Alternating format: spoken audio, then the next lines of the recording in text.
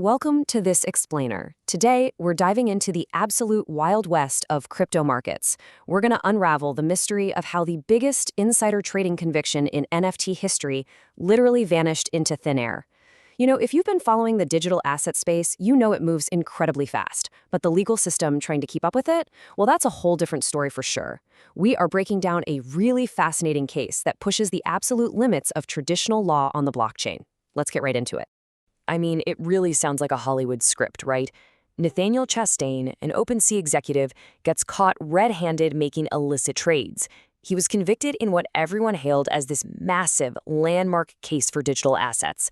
Yet somehow, he gets his conviction completely overturned.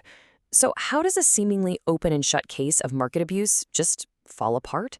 Well, let's dive into this by first examining how this highly lucrative scheme actually operated from the inside. All right, Section 1, the NFT insider scheme. Okay, so as OpenSea's very first head of product, Chastain had a massive informational advantage.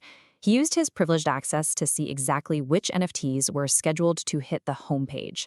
Then, using separate, pseudonymous wallets to kind of hide his tracks, he bought those specific assets, waited for the inevitable spike in attention when they went live on the site, and immediately dumped them for a profit. It's classic information asymmetry, just applied to a brand new asset class. Through this pretty simple process, Chastain netted a swift profit of about $57,000 before he was finally caught. Now, 57 grand might not sound like Wall Street billions, but the implications for market integrity were absolutely massive. Users expect platforms to be fair, and undisclosed self-dealing completely shatters that trust. But the way he got caught, that reveals a really fascinating truth about digital assets.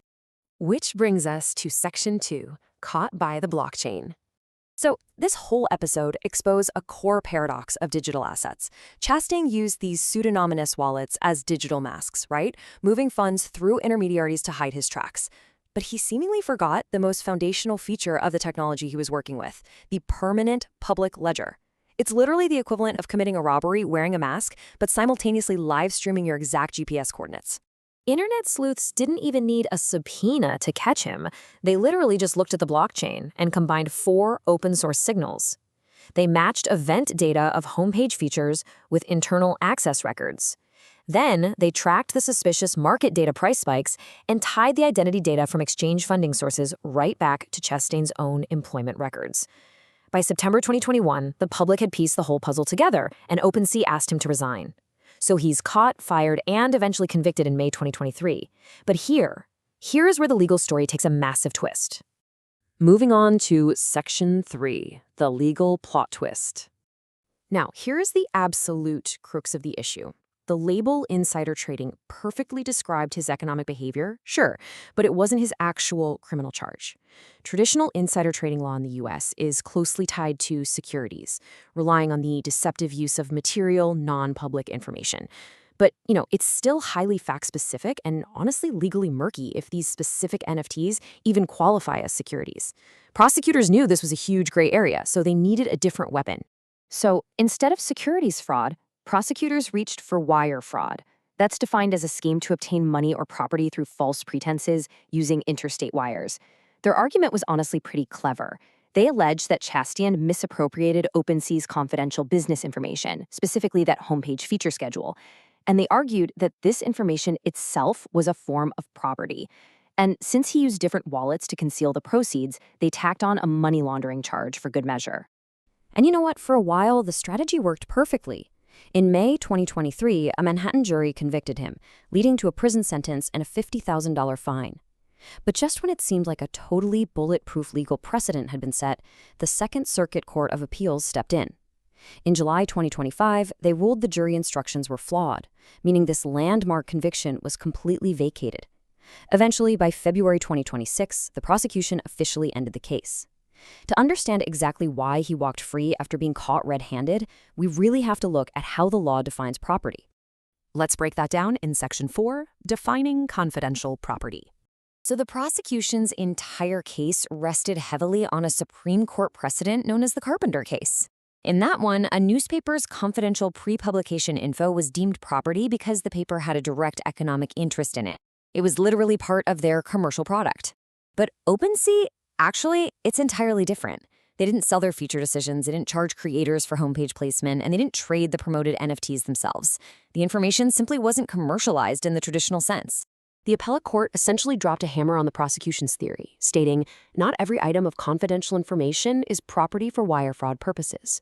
The court ruled that you just cannot convert a broad ethical violation into a federal criminal property defense. Unless that information has a traditional commercial value to its holder, like being actively sold or monetized, misappropriating it doesn't automatically trigger the wire fraud statute. Chastain's actions were undeniably 100% unethical, but under this specific statute, they weren't criminal property fraud. So, if an employee doing this isn't committing federal wire fraud, what does this mean for the future of digital asset platforms? Let's look at that in Section 5, Policing the Digital Frontier. Here is the stark reality we're left with.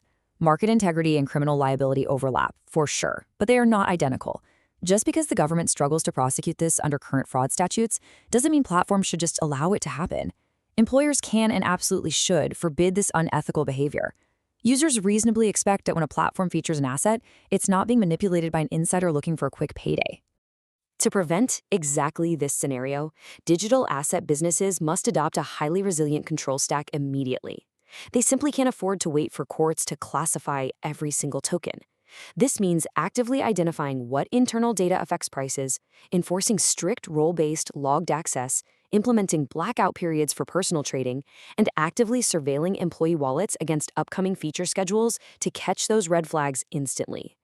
And look, regulators are already stepping up to fill this legal void. Globally, frameworks like the European Union's MiCA are enacting specific, robust market abuse regimes. Now, while MiCA generally excludes genuinely unique NFTs, regulators are taking a strict substance over form approach, meaning just slapping the label NFT on an asset won't save you if it actually acts like an interchangeable, fractionalized token. The transparent blockchain doesn't eliminate abuse. It just changes how we have to look for it. Which leaves us with a final thought to ponder today.